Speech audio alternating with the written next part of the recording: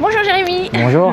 Donc je suis ravie de te retrouver. Alors on est dans un événement un peu spécial avec Jérémy, on a vraiment de la chance, on a été invité par un blogueur français, Cédric Anissette en l'occurrence, à un mastermind à l'île Maurice. Donc on est dans un cadre assez superbe. Ouais. On a cette chance-là. Et pourquoi on est invité en fait, c'est parce qu'on a, Jérémy comme moi, fait des investissements. Lui il est dans la création d'un business. Et donc j'aimerais bien que tu nous en parles parce que je trouve ça génial déjà parce que tu es jeune, comme on peut le voir à l'écran, et que tu crées un truc qui n'existe pas en France.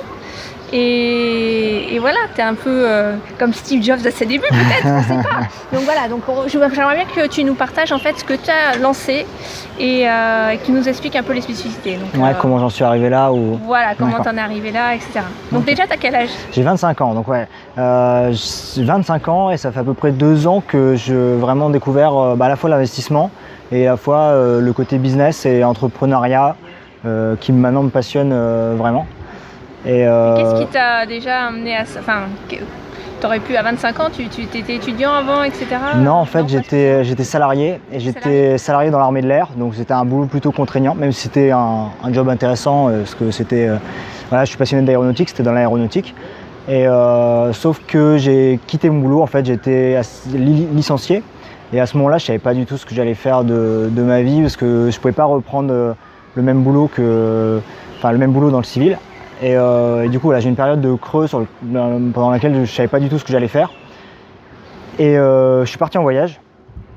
Et ça m'a relancé, ça m'a donné plein d'idées en fait. J'ai rencontré plein de gens. J'ai commencé à m'ouvrir à l'investissement et au fait de me créer ma propre retraite avant mes 60 ans, clairement. D'accord. Et donc, tu as décidé de créer un projet en informatique, non? Puisque tu es à l'initiative d'un projet sur des webinaires en version française. Ouais, c'est ça. Et est-ce que tu étais déjà dans l'informatique? Est-ce que c'est quelque chose qui te passionnait déjà ou comment t'en es venu à ça en fait? Ouais, alors j'ai toujours été intéressé par Internet. J'ai toujours, ça m'a toujours intéressé de surfer, de rechercher Google, tout ça. Enfin, j'étais toujours passionné par le fait de pouvoir apprendre des choses sur Internet et voilà. Sauf que c'était pas mon métier, je connaissais pas grand chose au niveau technique et pas grand chose au niveau technique. Et en fait, je sais pas exactement comment je suis arrivé là, il y a eu plusieurs étapes. Et ce que j'ai voulu faire, c'est en fait j'ai pas trouvé l'outil que je voulais, c'est-à-dire l'outil, la plateforme de webinaire. Et je me suis dit que peut-être que je pouvais la créer, la développer moi-même. D'accord. Et donc, qu'est-ce qui te manquait dans les outils de webinaire actuels en fait? Et en fait, il n'y avait pas de... Alors déjà, il n'y avait pas de solution francophone, les solutions américaines simplement. Et puis... Tu parles anglais. Si, mais dans la manière d'approcher la compatibilité avec tous les systèmes français, donc que ce soit les autorépondeurs, les systèmes de vente, tous les systèmes. En fait, il y a vraiment la séparation entre les services français et les services américains. Et il n'y avait pas de système franco-français qui se mariait bien avec tout l'environnement français. Et puis, il y avait des choses différentes finalement dans la manière de concevoir les choses. Et voilà. Et en plus, il y avait une autre chose que je voulais faire, c'était que les solutions américaines, elles étaient tout de suite très chères, c'était un gros investissement. Et quand on se lance sur Internet, au début, on teste un peu, on ne sait pas ce que ça va donner. Et du coup, c'est bien de pouvoir tester et de pouvoir essayer gratuitement. Donc moi, c'était de fournir une version gratuite, que les gens puissent essayer. Et d'avoir une version payante pour après, une fois qu'ils ont essayé et qu'ils ont validé en fait la formule pour eux. Ouais, c'est ça. Et que après ça devient vraiment rentable, donc c'est normal d'utiliser un outil payant et de payer un outil performant. D'accord. Donc tu as démarré ça quand ce projet en fait? Ça fait janvier 2014, donc il y a 2 ans. Okay. Et voilà. Et j'ai lancé la première version en mai 2014. D'accord. Et cette version, donc c'est une version gratuite, c'est ce qu'on comprend. Ouais. Et du coup, tu as des utilisateurs qui l'utilisent aujourd'hui ou... Quelques-uns, alors c'est encore le début, donc j'ai lancé un premier prototype en mai. Et le but c'était de sortir un prototype rapidement pour pouvoir justement avoir le retour et savoir ce que les gens voulaient. Et voilà, donc j'utilise cette version en ligne, elle est gratuite, on peut l'essayer. Et là je travaille sur la version 2 qui du coup a pris en compte tout ce que les gens m'ont dit, ce qui vous attendait, ce qui allait pas, voilà. Et voilà, donc j'espère la sortir prochainement. J'ai pas encore de date exactement sur le lancement, mais d'accord. Voilà. Alors ce qui est génial, c'est que tu as une vraie démarche d'entrepreneur, parce que tu t'es lancé dans ce projet, tu as eu une idée, une idée qui était basée sur voilà, des faits, comme tu l'as dit, ça n'existait pas en France, etc. Et tu as créé le truc, tu l'as lancé, tu le testes auprès des utilisateurs, donc tu as les retours, donc tu écoutes ton marché, donc c'est vraiment la démarche. Et si tu avais un conseil à partager avec quelqu'un qui veut démarrer, qu'est-ce que toi tu as fait par exemple comme erreur et que tu dis j'ai perdu du temps ou est-ce que déjà l'erreur c'est ce qui t'a permis d'apprendre, parce que des fois on se dit qu'on n'a pas envie de faire d'erreur, mais finalement c'est comme ça qu'on apprend, et qu'est-ce qu'on peut faire pour éviter certaines erreurs qui vraiment t'ont pénalisé? Voilà, alors déjà je pense que faire des erreurs c'est normal, plus on en fait plus si on fait beaucoup d'erreurs, ça veut dire qu'on fait beaucoup de choses bien aussi, ou qu'en tout cas il faut tester des choses pour voir ce qui marche pas. C'est la meilleure manière d'apprendre, c'est d'essayer. J'en ai fait plein, normal. Ouais. Et parmi les grosses erreurs, je pense, qui m'ont pris du temps, entre guillemets, à un peu surmonter, c'est le fait de vraiment m'engager dans un projet et de pas t'éparpiller ou de... Ouais, alors il y a ça. J'ai toujours un problème actuel. J'ai tendance à vouloir lancer trop de choses en même temps. Et des fois, il faut se concentrer sur vraiment un seul domaine. Et le fait d'investir dans son projet. Ça peut être investir de l'argent, même si au début on peut commencer sans investir trop, mais c'est quand même bien d'avoir un petit engagement, même si on n'a pas grand chose à mettre en fait par rapport à...